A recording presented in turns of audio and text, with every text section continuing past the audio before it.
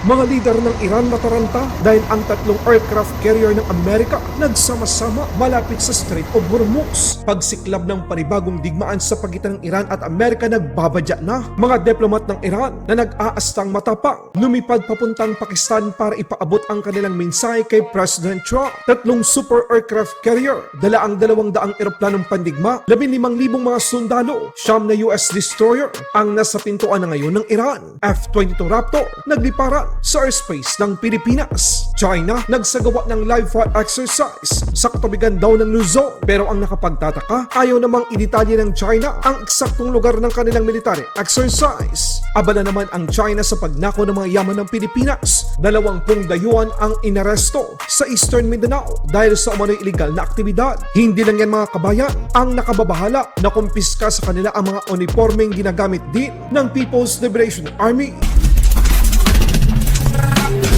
For the first time, matapos ang 23 taon, muling nag-operate ng magsama ang tatlong dambuhalang nuclear aircraft carrier ng Amerika sa gitnang silangan. Ang USS Abraham Lincoln, US Gerald Ford at USS George W. Bush, kung saan dala nito ang napakalaking puwersa ng Amerika na umaabot sa 15,000 mga sailors at marines. Mahigit 200 mga eroplanong pandigma, kabilang na ang FA-18 Super Hornet Strike Fighter, EA-18G Growler bilang electronic warfare aircraft, ang F-35 bilang 5th generation stealth fighter jet, E-2C Hawkeye, isang airborne early warning aircraft, C-2A Greyhound, MH-60 Seahawk multi-role helicopter, CMV-22B Osprey. Hindi lang yung mga kabayan, kasama din ng carrier strike group na ito ang siyam na guided missile destroyer. Hindi ito show force lamang mga kabayan, merong nakaabang na sorpresang pag-atake na gagawin ang Amerika laban sa Iran. Una lang nakaamoy ang China na merong hindi magandang mangyayari sa Iran. Inanunsyo na ng China sa kanilang mga citizen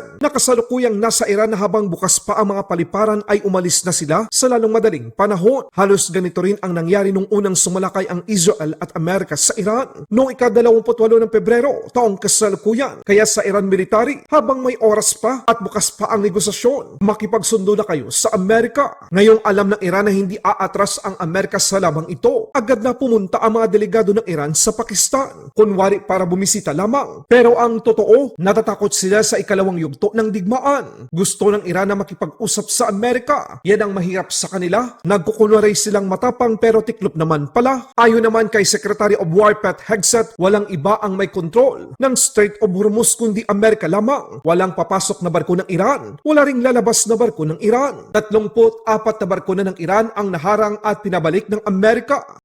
To the regime in Tehran, the blockade is tightening by the hour. We are in control, nothing in, nothing out. Iran's battered military, the IRGC specifically, has been reduced to a gang of pirates with a flag. They cloak their aggression in slogans, but the world now sees them for what they are, criminals on the high seas. They don't control anything. They're acting like pirates, acting like terrorists.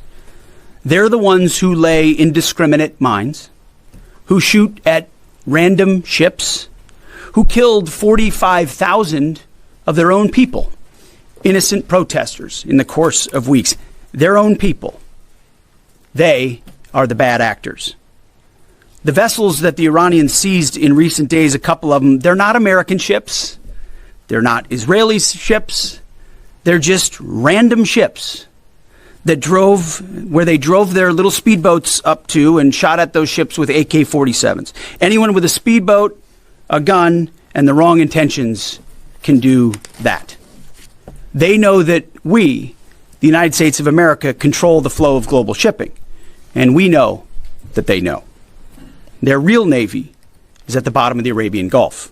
Sa Pilipinas naman, tuloy naman ang suportang militar ng Amerika sa mga sundalong Pilipino. Tuloy-tuloy ang paglipad ng mga F-22 Raptor sa base militar ng Philippine Air Force sa ginagawang COP Thunder 26-1, habang ang iba pang mga sundalo ng Amerikano ay puspusa naman ang ginagawang pagsasanay kasama ang Pilipinas, Japan sa balikatan exercise. Katuwang ng mga F-22 Raptor ang mga FA-50 ng Pilipinas.